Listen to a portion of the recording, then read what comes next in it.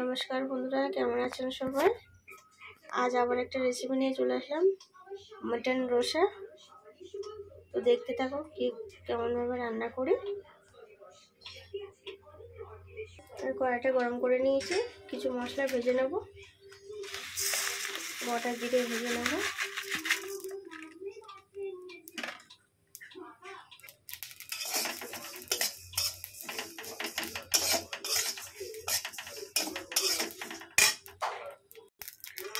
হয়ে গেছে, ওটা নামিয়ে নেব। আরও কিছুটা মশলা একটু ভেজে নেব। গোটা শুকনো লঙ্কা ভেজে নেব,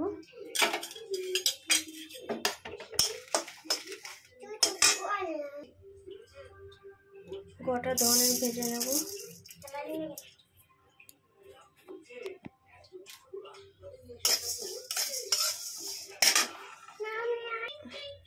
তিনটে গরম মশলা ভেজে নেব, আলুটা ভেজে নেব। এবার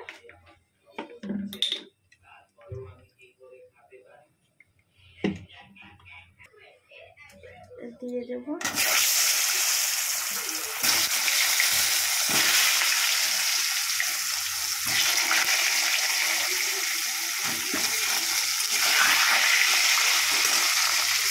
আলুটা ভাজা হয়ে গেছে। এখানে আমি রসুনটা একটু মিক্স করে নেব, আদাটা মিক্স করে নেব, শুকনো লঙ্কাটা মিক্স করে নেব। রসুনটা আলাদা, মানে হালকা থিতে করে নেব আর কি।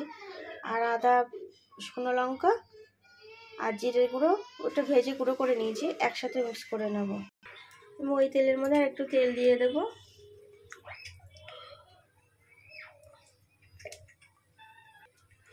তেলের মধ্যে পেঁয়াজ দিয়ে দেব,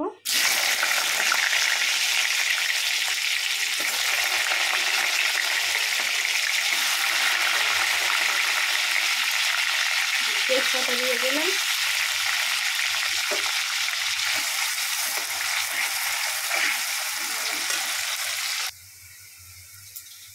পেঁয়াজটা লাল লাল হয়ে গেছে। এবার আমি রসুনটা দিয়ে দেবো,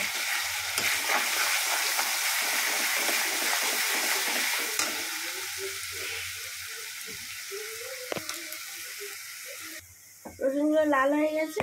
এবার আমি মাংসগুলো দিয়ে দেবো,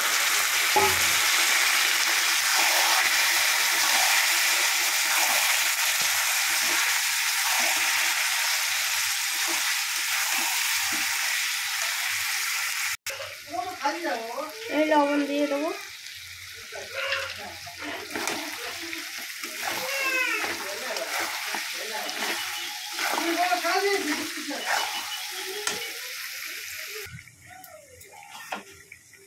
এই যে মশলা মিক্স করা এগুলো দিয়ে দিলাম।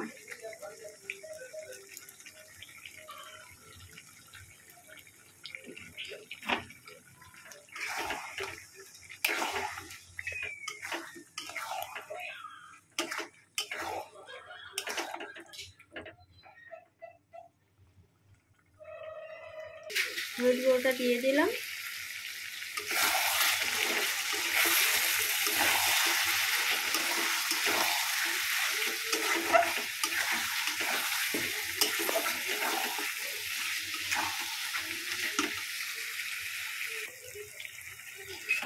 মশলা দেওয়ার জলটা একটু দিয়ে দিলাম।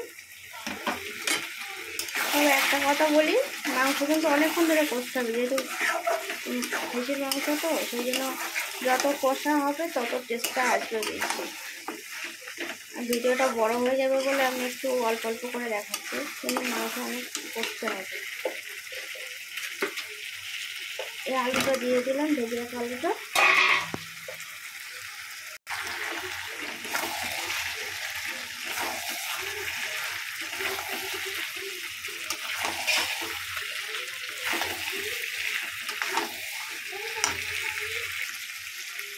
অল্প একটু জল দেব,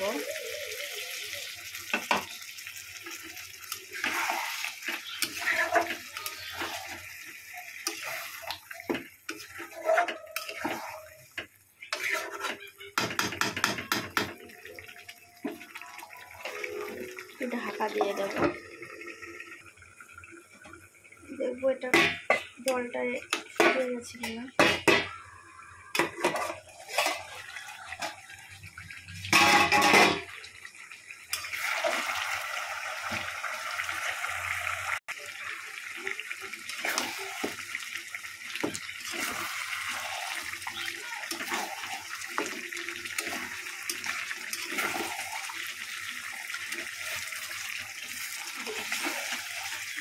কালারটা দেখো দারুণ এসেছে।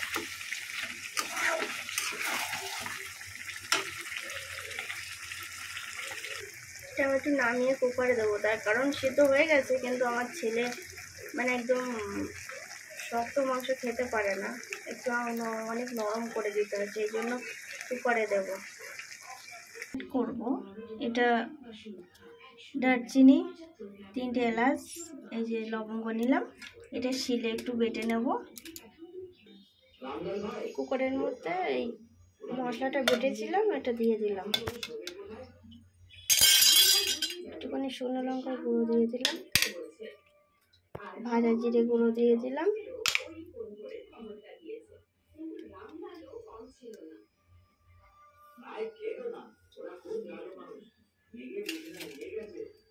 গোটা ধনে ভেজে রেখেছিলাম গুঁড়ো করে এটা দিয়ে দিলাম, একটা কাঁচা লঙ্কা দিয়ে দিলাম, দিয়ে এভাবে ঢাকা দিয়ে দেবো। 3টে সিটি মারবে, নামিয়ে দেবো। তারপরে দেখো কালারটা কত সুন্দর এসছে, হয়ে গেছে।